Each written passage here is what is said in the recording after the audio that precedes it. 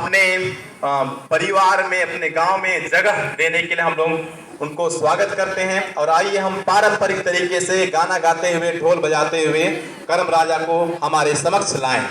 मैं आग्रह करना चाहूंगा हमारी सभी बहनों को, सभी भाइयों को कि वे करम राजा का जुलूस आरंभ करें।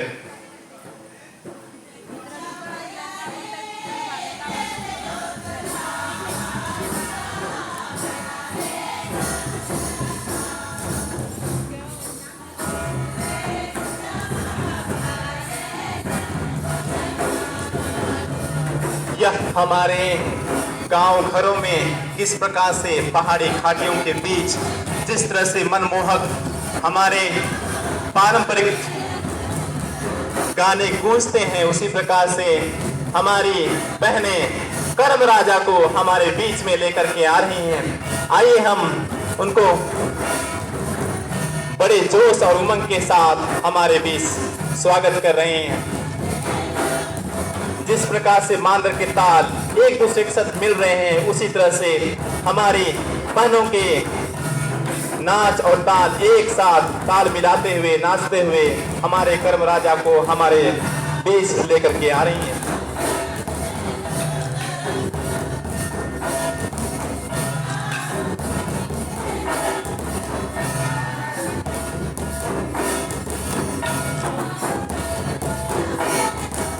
हमारी बहनों की उत्सुकता, हमारे भाइयों की उत्सुकता अपने मांदर के, अपने ढोलक के तालों में दिखाई दे रही हैं।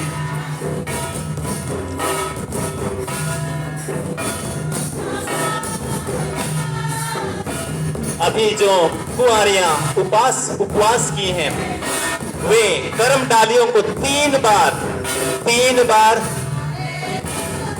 बार मुख्य स्थल पर नाचते हुए घूमेंगी। 3 बार वे मुख्य स्थल पर भ्रमण करेगी और उसके बाद हमारे गांव के पहान को सुपुर्द कर देंगी।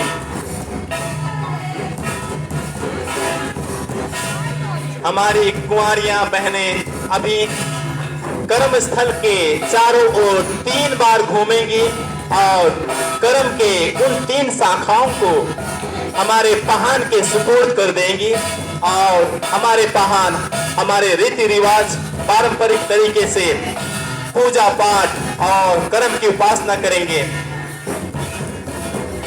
हमारे गांव के जितने भी बड़े बुजुर्ग हैं, वे कितने सम्मान के साथ में उन करम डालियों को एक साथ लेकर के आ रहे हैं।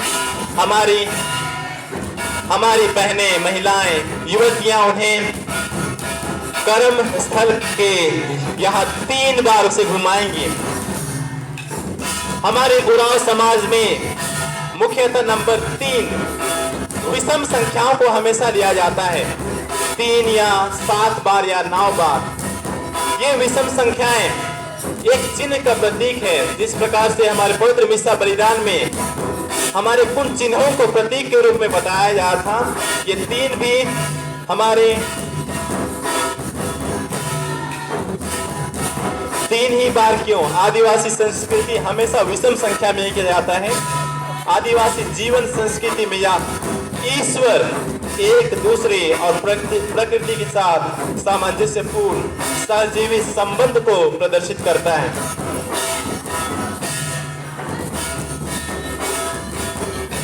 अभी हमारी युवतियां, हमारी बहनें करम की 3 शाखाओं को हमारे नैगस या पहान के सुपुर्द कर दी हैं।